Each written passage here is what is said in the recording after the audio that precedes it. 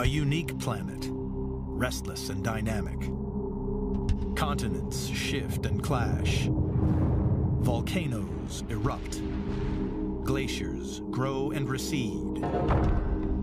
Titanic forces that are constantly at work, leaving a trail of geological mysteries behind.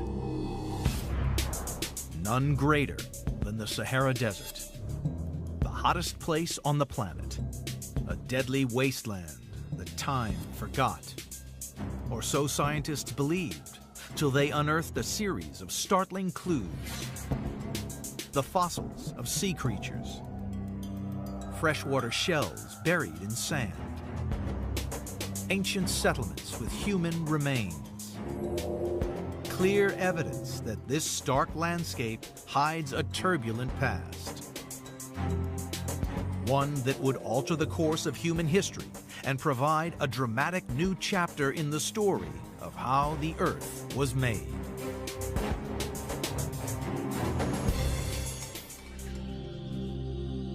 Africa's vast Sahara Desert is as big as the United States. The sand alone from this giant expanse could bury the entire world 8 inches deep. It's the largest desert and the hottest place on Earth. When I first arrived in the Sahara, I was just struck by how utterly barren it was. It's like the color green was removed from the palette when they made this place. Just nothing, grays and browns, and not a scrap of life. Smith's mission is to unearth evidence of what made the Sahara into the wasteland it is today. Her investigation begins on the desert's far eastern edge, in Egypt. Not in the sands of the Sahara, but in one of the most epic structures ever built by man. The Great Pyramids. The building blocks of this ancient wonder house a remarkable clue to the history of this land, from a time long before the pharaohs even existed. So, taking a closer look at these blocks making up the pyramids, there's actually these gorgeous marine fossils in here. Most obvious are these flat discs up to about 1 inch wide. They're called nummulites, and they're actually single-celled organisms. The name nummulites means little coins in Latin.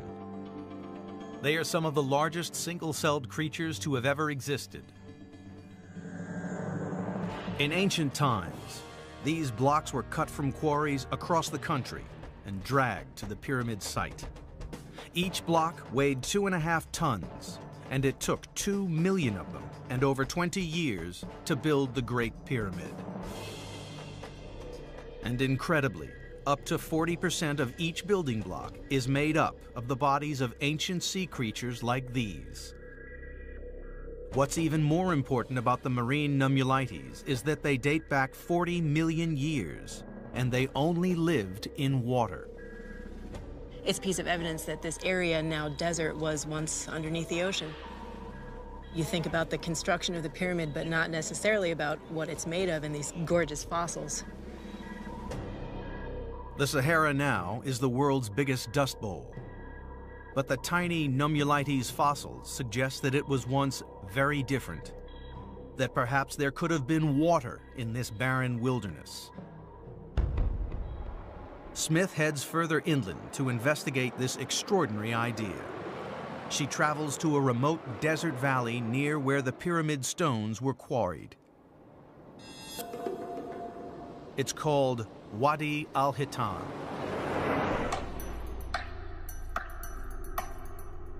Spread out in the sand lie hundreds of fossils, first excavated in 1983. But these are nothing like the tiny nummulites. That's a whale. So here's the backbone, the vertebrae. Here's some ribs, shoulder, part of the front fin, and there are the jaws. This guy definitely did not live in a desert. This incredible fossil is a Dorodon, an ancestor of modern whales, one that died out 36 million years ago. So based on the size of these vertebrae and how much of the animal was here, it was probably about 21 feet long. This guy tells us that we were underwater. We were in the middle of an ocean. Wadi al-Hitan is Arabic for Valley of the Whales. This 12-mile dip in the landscape has the highest concentration of fossils in the world. Some were found in the desert floor, others in the cliff walls. The count so far is 400. Almost all are marine animals. Further evidence that the Sahara was once covered by sea. So here we've got the fossil of a baby whale. You can see the lower jaw down here with some teeth, and the shoulder, the backbone, some ribs, and all curled around. Actually, the tail comes right back to near the head. As if finding whales in the desert wasn't intriguing enough, there's yet another mystery to be solved. A lot of the fossils are of very young Dorodons, like this one. A delicate mesh of stone helps explain why so many baby whales died in this place. Wow, so finding that whale fossil told us we were in the ocean. These rocks actually tell us a lot more about what type of ocean we were dealing with. These are all fossilized mangrove roots. These roots would have been below water. The mangrove trees would have risen above it. Since trees don't grow out of the deep ocean, we know that this area was actually under shallow ocean at the time these rocks were deposited. Something probably that looked like the Florida Everglades, where there are mangroves growing now. Smith has discovered the shoreline of the ancient sea. The shallowness of the water could explain why there were so many young animals here.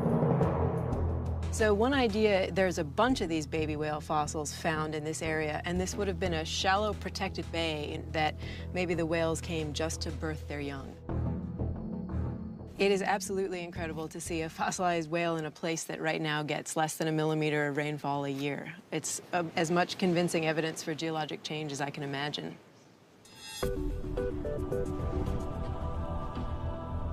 The pieces of the puzzle are coming together to reveal the Sahara's watery past.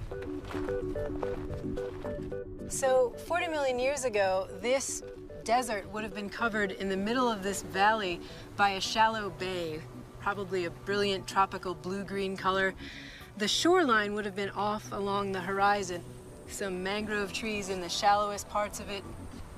Inland would have been a vibrant combination of rainforest and swampland.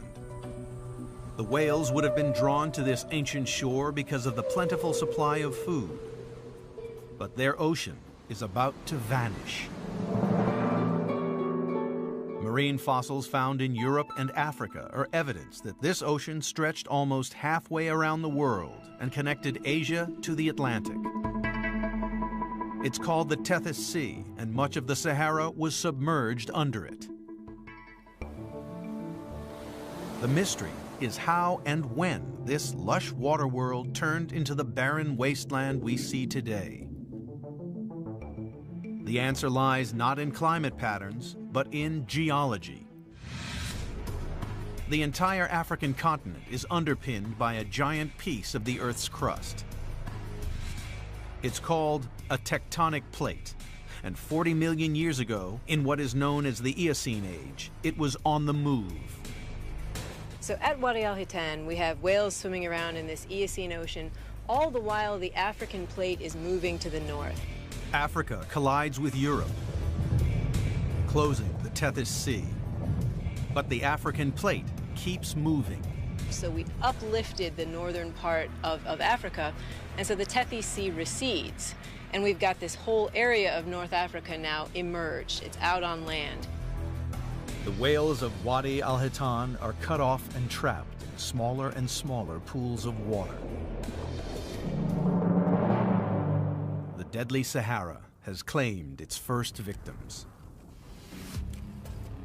In the quest to discover the history of the vast Sahara Desert, geologists have so far uncovered 2 important clues.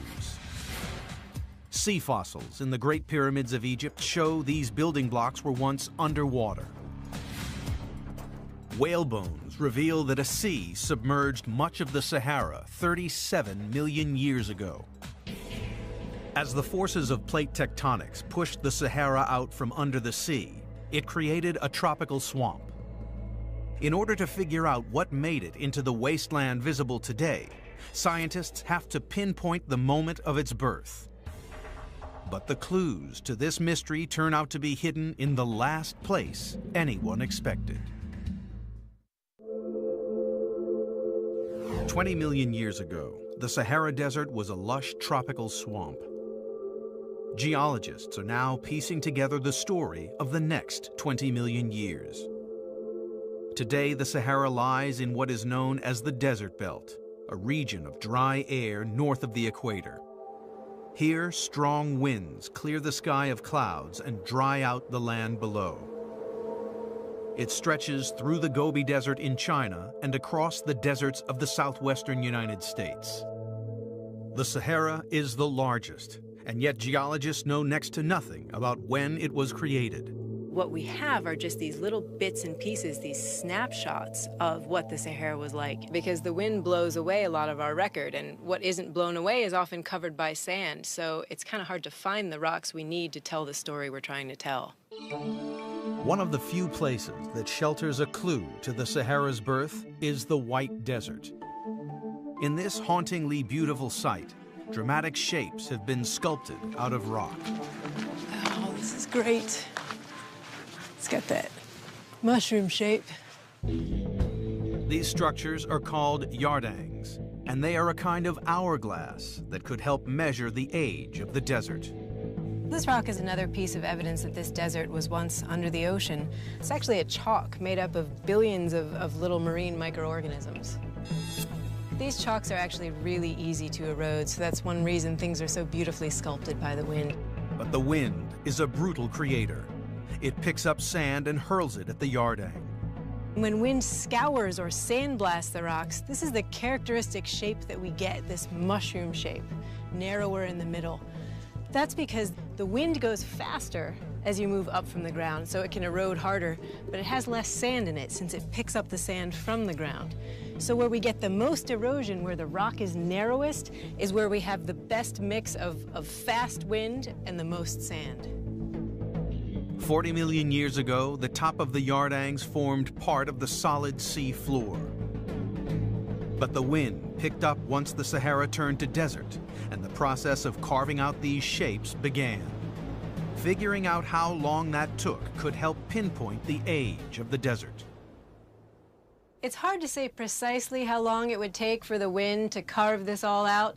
Something like this, about 15 feet high, soft rock, you're looking at maybe only tens to a few hundreds of thousands of years.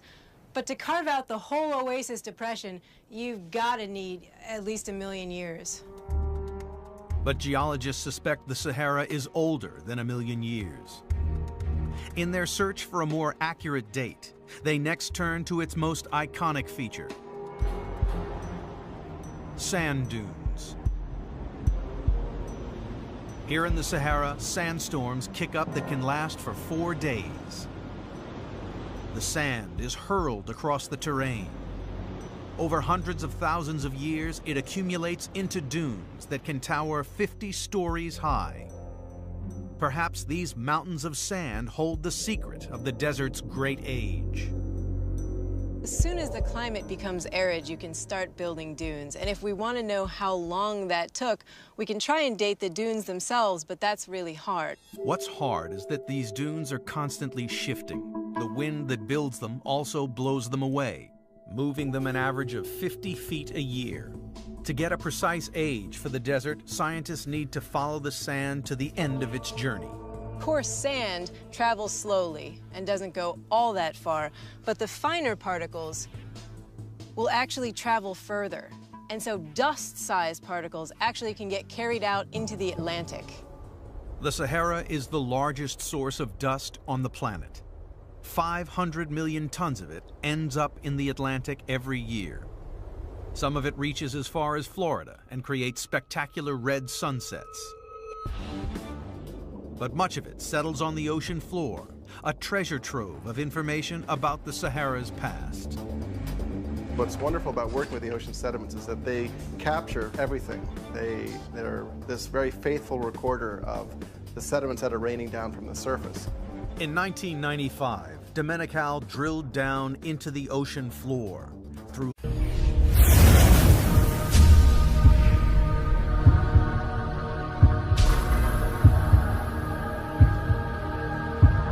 sediment is like a time capsule. Shallow levels show plenty of this dust blown over from the desert. So Domenical extracted deeper core samples from over 1 million years ago. Still, there was desert dust. Finally, he dug down to a layer that was laid down 3 million years ago, and there, the dust finally stopped. It had taken a voyage to the ocean floor to uncover the turning point from humid tropical landscape into searing desert. That's a pretty amazing change. You don't think of something as large and expansive and fixed as the Saharan desert as being something capable of such profound changes. And yet this is what the geologic record was telling us. Domenical had finally solved the riddle of the sands. The Sahara has been a desert wasteland for 3 million years. In the search to discover the age of the Sahara, geologists have unearthed 2 startling clues. Yardangs show that windblown sand has been blasting across the desert for at least 1 million years. Deep-sea cores give a more exact date. The Sahara first turned from swamp to sand 3 million years ago. From that moment on, the Sahara became the searing wasteland we see today. It seemed that geology alone could explain the creation of the world's largest desert. Then, a new radar fitted to the space shuttle revealed a striking clue that the desert once harbored a slash of green across its burning sands. Booster ignition and liftoff. In 1981, the space shuttle made a surprising discovery. Using a new type of radar, NASA took a 30-mile wide scan of the Sahara Desert. The radar pierced the sand to a depth of 16 feet and revealed what looked like a hidden network of ancient waterways crisscrossing the desert. This finding stumped scientists. 3 million years ago, the Sahara turned from rainforest into desert. Now it seemed that it had been home to a lot of water at some point in the following 3 million years. Researchers followed the NASA images north into Tunisia, to the edge of a deep depression in the Sahara, the site of their first clue. This is what we're looking for. There's some quite intact shells here. This deposit is largely composed of intact shells.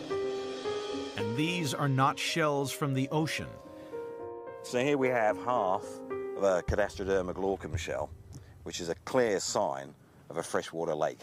This is just one example of what must be millions of shells. We must be somewhere near the shoreline of the lake here. Further shell deposits revealed that this lake was giant, about the size of West Virginia. But the shells provide even more remarkable evidence: the date when this lake existed. Carbon dating puts them at 90,000 years old and leads to one conclusion. To have all these shells here, we must have had a lot of rain falling in the vicinity of this lake and a green Sahara. Scientists fanned out across the Sahara to investigate other satellite images. They searched for any dips in its landscape that looked like they once held a body of fresh water. So what was really exciting for me about those radar images that were produced by NASA, we can link this to the GPS, and we're finding evidence of lakes throughout the desert. And some of these lakes are massive. 3 different lake locations were confirmed by the presence of freshwater shells. The series of ancient lakes were so large, they've been dubbed mega lakes. So this is the far shore of the mega lake. And there was just one of many lakes across the green Sahara. When Drake added up the evidence of all the lake locations, he uncovered an astonishing fact. Okay, so if this is North Africa here, and this is the edge of the Sahara Desert, so we're here in Tunisia with a mega lake here, And we know there's another mega lake here in southern Libya, an even larger one here in Chad. If they all meet their maximum size, they would have covered 10% of the Sahara. That would have made them 3 times larger than the Great Lakes. What is now the biggest desert on Earth was once home to some of the planet's largest bodies of fresh water. Sudden changes in climate have been connected to everything from volcanic activity to meteors hitting the Earth. But climate researcher Peter Domenical had a hunch this wasn't the first time it had happened. He turned to his archive of deep ocean cores. Our approach was to use deep sea sediments as this continuous tape recorder, if you will, of past climate change in Africa. By looking at the levels of desert dust in cores dating back hundreds of thousands of years, he discovered the Sahara had changed more than once. When we first collected these measurements, I really kind of almost fell back in my chair because what we saw was there are many switches like this in the climate system. To explain these regular dramatic changes, Domenical looked beyond the Sahara to the rotation of the Earth itself. More specifically, small wobbles in the Earth's orbit around the sun. The theory is that the wobble causes the Earth to tilt slightly. So the monsoons which drench southern Africa today shift up, pouring rain onto the dunes of the Sahara. Crucially, these wobbles occur every 20,000 years. So there's this perfect one-to-one match between when Africa was wet and the stage of the wobble cycle. And this goes back millions of years. Each time the rain belt moves up, the landscape is transformed, and the desert turns green. To me, the single most impressive thing about the Sahara is how small fluctuations in something as simple as a wobble in the Earth's orbit can lead to these really just totally dramatic changes in the climate of a region that's so large. Scientists now had evidence of how and why the Sahara turned green. They knew that giant lakes covered much of the desert, but they had no proof they were connected. Were these vast, isolated rain pools or part of an interconnected river system, as suggested by NASA's radar images? Nick Drake gets word that in 2009, archaeologists have made an important discovery that supports the river theory. Stone tools found not far from the site of the megalake in Tunisia. The first step is to identify the shoreline of the ancient lake. No, looks good. So, we've got some freshwater mollusks. These tiny shells are a good sign of the lake. Now he searches for what may have been drinking the water when the megalake existed. We have what looks like a part of a jawbone of a small herbivore. You can see 3 teeth running along there. Some sort of gazelle. So animals must have existed here in the desert when it was green. Okay, so we've got a stone tool here. It's become blunted, and they've retouched it with a lot of very fine flakes off the edge. The fact that we've got stone tools and we've got dead animals suggests hunting. And this was the animal that had been hunted. And then we've got water, so people sitting around a water hole waiting for animals to come to drink and then killing them, eating them, leaving them behind. It's an important find. A Stone Age tool shows people lived on the shore of this ancient lake. And 90,000 years ago was a turning point, not just in the story of the Sahara, but in the history of humanity itself. We are all descended from one group of people in East Africa, the birthplace of humankind. Sometime between 80 and 120,000 years ago, modern humans started the long journey out of Africa. No one knows for certain what route they took. The prevailing view is that the Sahara was impassable, so humans left East Africa and traveled to the coast, then crossed a land bridge into the Arabian Peninsula. But Drake suspects that if the megalakes were fed by a river system, it would have created a green corridor across the burning sands. So our ancestors could have followed these river systems, gone round the lakes, followed the next river system, round the next lake, and the next river system and the last lake, and then they'd been in North Africa, and it would be simple for them to just move out. The lake is a good story. The rivers plus the lake is a very concrete story. To find proof of his theory, Drake heads to one of the few areas in the desert where water still flows, an oasis. He finds a small spring that shelters a valuable clue. Caught some. Great. Cichlid fish. Nearly all cichlid fish are found south of the Sahara Desert. This particular type of cichlid is the only example north of the Sahara Desert. This cichlid bears a strong resemblance to its closest relative that lives in Lake Tanganyika. But this lake is almost 3,000 miles away on the other side of the Sahara. So the big question is, how did it get here? And the most obvious answer is that it swam across the green Sahara. Modern humans, who could live in lots of different types of environments, would have presumably found it very easy. A darn sight easier than this fish.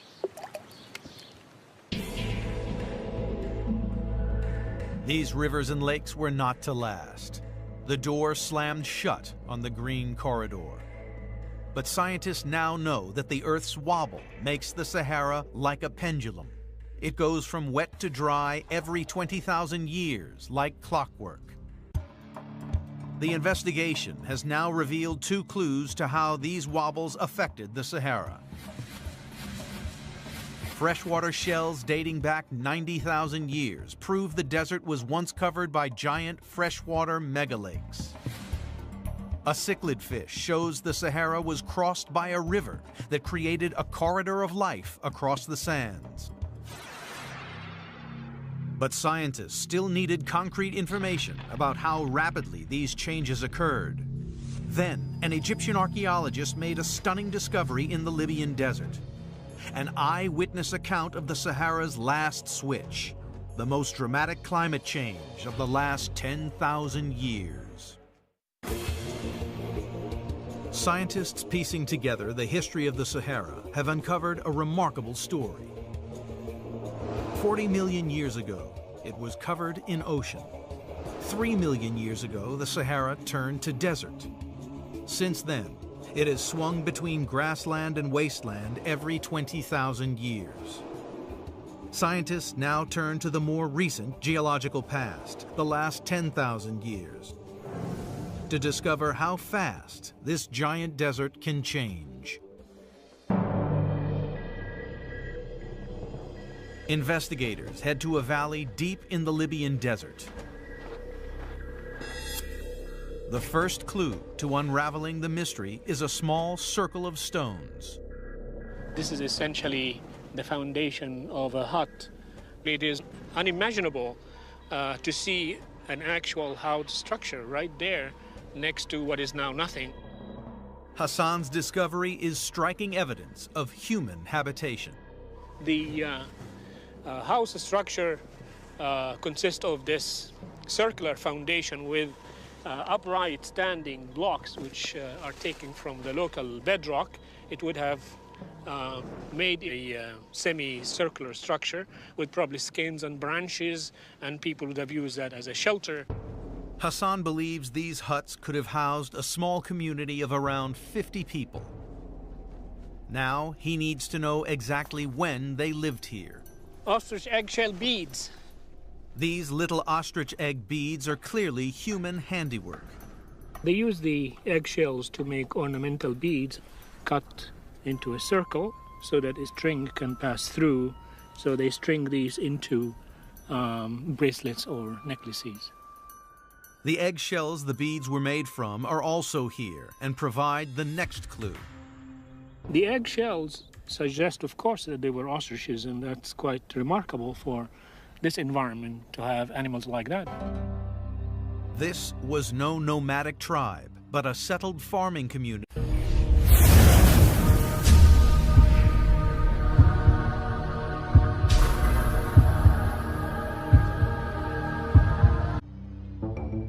Hassan carbon dated the ostrich eggshell beads. The result? Just 7,000 years ago, the deadliest desert on Earth was home to both human and animal life. It's dramatic evidence of the last burst of green in the desert. A dip in the desert floor provides a clear sign that rain from the monsoon fell here. What we have here is the evidence of a deep lake with mud deposited. This mud indicates a body of water that could have supported a settlement of people. When the lake is deep, as we can see from these layers here, then there would be a lot of vegetation, a lot of animals, and people would have a very good time. At sites all across the Sahara, scientists have excavated similar evidence of life. The remains of elephants and gazelles, hippos and crocodiles. Remarkable cave paintings even show people swimming. Elsewhere, human bones have been found, carefully buried in what were lakeside graveyards. Analysis of these bones reveals they date from between 10,000 and 6,000 years ago. The question now for scientists was how quickly the Sahara changed from bountiful back to bone dry. Earlier, deep-sea cores had provided evidence of the moment the Sahara first turned to desert 3 million years ago, and of how, since then, a wobble in the Earth's axis has made it swing like a pendulum between desert and grassland. Now, climate researcher Peter Domenical's on the hunt for the Sahara's last switch from green to desert, one that occurred in the last 10,000 years. To a geologist, opening this core is like a portal back in time. Wow, that's amazing. It's much, much redder in the upper part of the core. Laid down flat, every quarter-inch of sediment in the core represents 200 years. The color difference in the sediment is subtle, but to a practiced eye, it's a big clue. When we split this core, what is surprising about it is that we see this really impressive color change, and it goes from this sort of darker green-brown color in this section of the core, which comes from the clay minerals that make up the deep-sea sediments. This bright red sediment actually comes from the wind-blown dust that's coming off the Saharan desert. As you move along this core, you can see this color maintains itself further up and up in the core.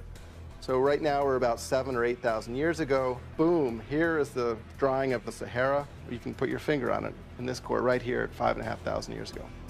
Crucially, the proximity of these two layers reveals how quickly the switch happened.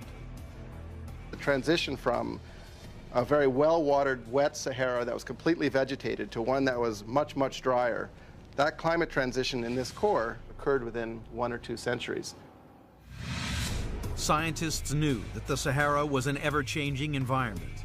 Now, for the first time, they had a sense of just how fast it changed. As the Earth wobble shifted the rain belt away, the return to desert was swift and deadly. These transitions would have happened almost on a generational timescale, that one generation after the next would have realized that where they're living is no longer sustainable.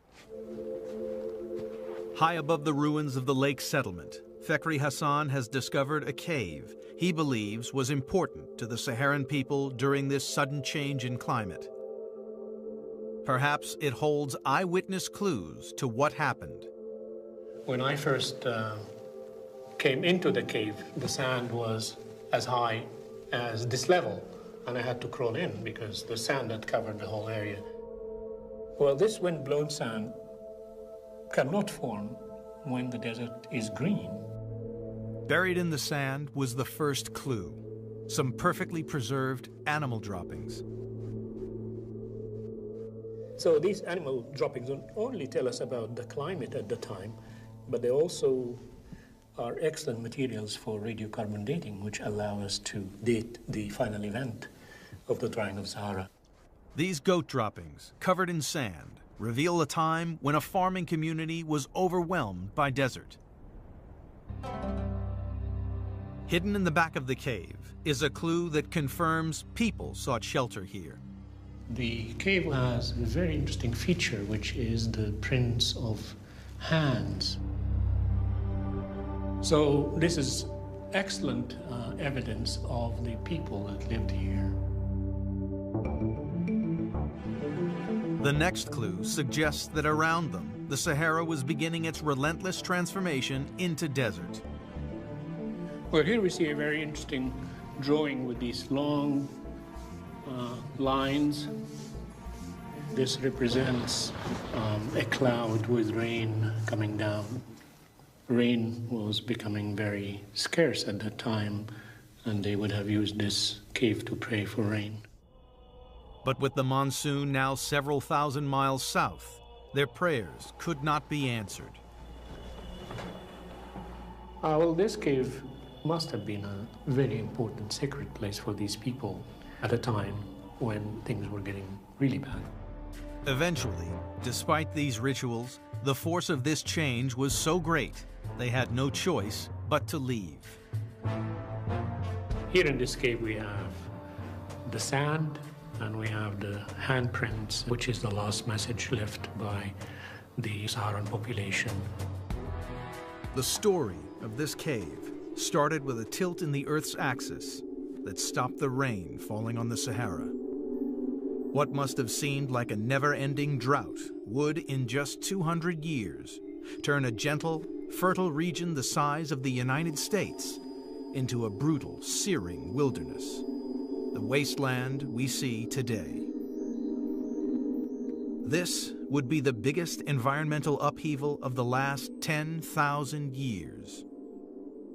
Those that could must have migrated east to their closest source of water, the valley of the Nile, a beacon of green in the vast desert. This exodus had a surprising outcome. The death of one culture 5,500 years ago would lead to the birth of one of the most advanced civilizations on the planet. It was a drying of the desert that led to this great civilization. People came from different places in the desert, established their villages, and within a very short time, they began to have the basic ingredients for the rise of Egyptian civilization.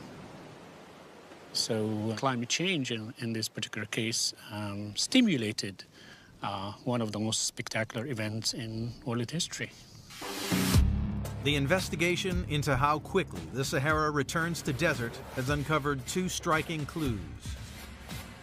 Ostrich eggshell beads show people and animals inhabited a green Sahara just 7,000 years ago.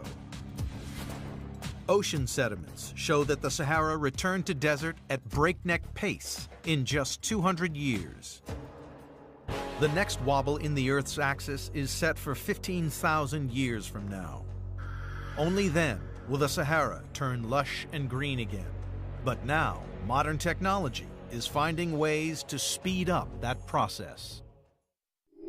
The investigation into the Sahara Desert's eventful past now moves to the last 100 years. In 1956, French prospectors discovered vast reserves of oil in the Sahara. This triggered an oil rush that led to drilling across the desert. Then, they struck something unexpected under the sand: huge quantities of fresh water. It seemed the Sahara had another secret to reveal. So this is a classic pumped well drilled for irrigating the fields, and the water is actually pretty hot, which means it's coming up from a considerable depth. The deeper the well, the hotter the water. Water from wells in the Sahara can reach up to 150 degrees Fahrenheit. Such a high temperature means the pump is drawing water from far enough underground to be warmed by the Earth's internal heat. So pumps like these can bring up water from 3/4 of a mile underground or even deeper. With no rain for years at a time, this water must be coming from somewhere. Smith spots another clue. Actually, when I look at the surroundings of the well, I can see some orangish red iron staining. This is hematite, a mineral that is typically found in water that's been underground for a long time. Combined with the temperature, this points to some kind of deep reservoir. Scientists say that astonishingly, great quantities of water lie under much of the Sahara. The key is in the sandstone. Sandstone is made from layers of sand compacted into rock over millions of years. So what's really incredible about sandstone like this is just how good it is at holding water. And that's because there's a lot of pore spaces between the sand grains that are actually really big. If I pour some water on this rock, just like would have happened when it rained over the Sahara, it soaks right in. Scientists now know that every 20,000 years, a wobble in the Earth's orbit shifts the monsoon north, so rain pours down onto the desert. Much of that rain that fell over the Sahara is now stored underground. It's called the Nubian Sandstone Aquifer, and like a giant subterranean sponge, it sits below Egypt, Libya, and Sudan. Though there's nothing but sand and rock on the surface, under the ground beneath my feet is as much water as there is in the Great Lakes. The presence of a reservoir, even one deep underground, is surprising, given the Sahara's searingly hot temperatures. In 1922, in neighboring Libya, the mercury touched 136 degrees, a record still not beaten. But ironically, the water is protected by the desert itself. Layers of clay encase the sandstone. The clay keeps out the harsh sun. It also acts as a sealant, trapping the water within the rocks and creating pressure. Fault lines in this clay are the source of the desert's famous oases.